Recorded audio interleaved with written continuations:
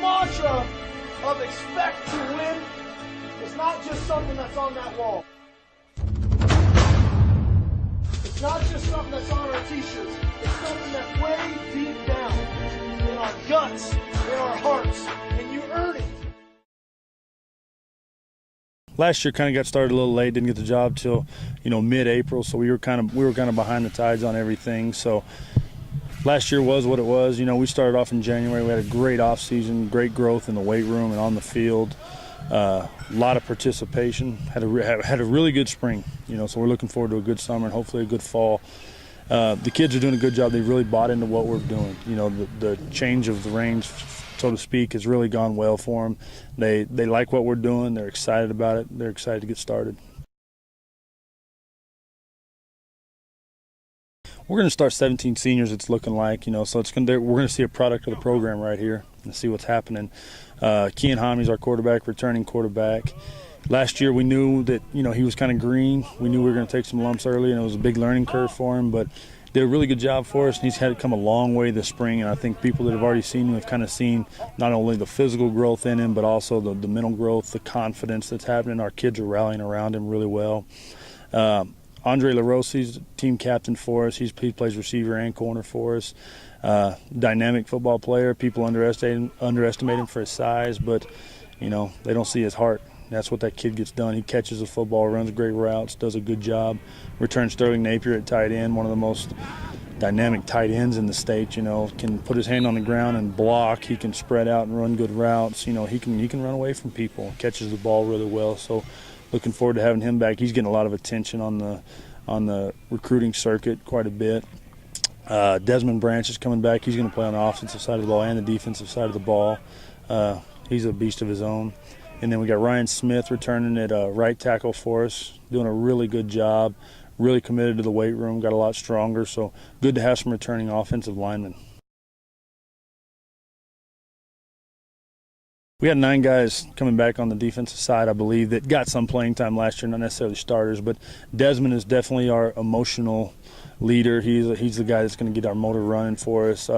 He's explosive. He's dynamic. He's getting tons of attention on the recruiting circuit. He'll play Division I football. And he got voted team captain by our teams this spring. So doing a tremendous job. So people are going to have to watch out for him and kind of base their game plan off of where he lines up.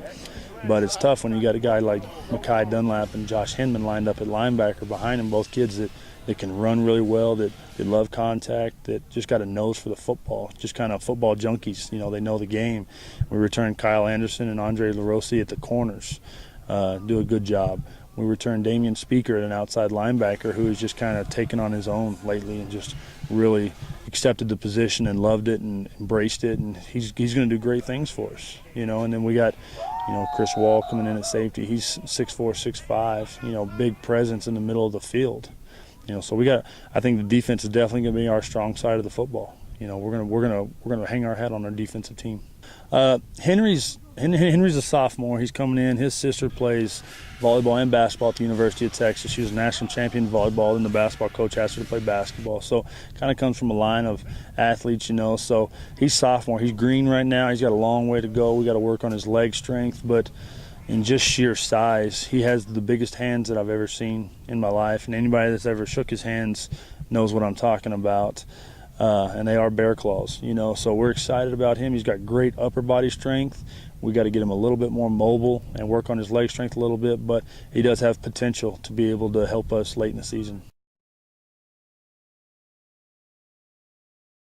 Right away, Desmond's just got a lot of God-given talent, and that's the first and foremost thing.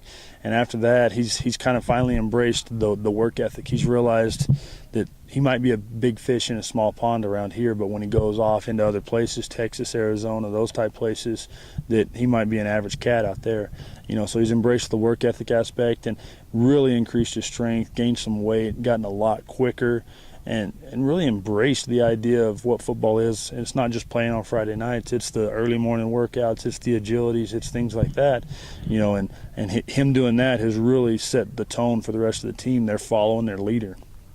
So he's doing a good job on and off the field. But he could be one of the most dynamic players we've had, and that's tough to say when you've had guys like Reese White, Cole Gauchi, Abram Holland, Ramel Jordan, guys like that. So he's definitely up there with some of Cleveland's best.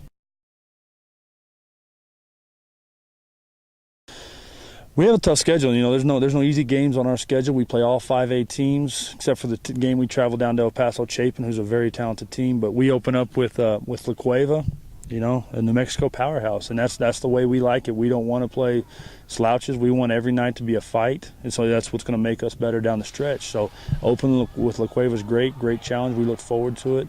Travel down to El Paso Chapin to face a bunch of speed and a spread offense. You better be ready to defend some backs out of the backfield and fast receivers. And then, we got Oñate, we got Clovis, who another New Mexico powerhouse, Got to travel down there to Leon Williams. It's not a friendly environment. It's not the friendly confines of Wrigley Field, It's a bad environment for the opposing team. And then we have Highland, and we have our district, and we have Hobbs. It's a tough schedule. Our district is a gauntlet. I think with Sebla's on the right track with Coach Williams and Volcano Vista. They go to the semifinals last year. Really good team, and then we finish it off with Rio Rancho, which I think we're building one of the best rivalries in the state. And much respect to everybody in our district, every one of our opponents. But we appreciate good competition. It's what makes us better.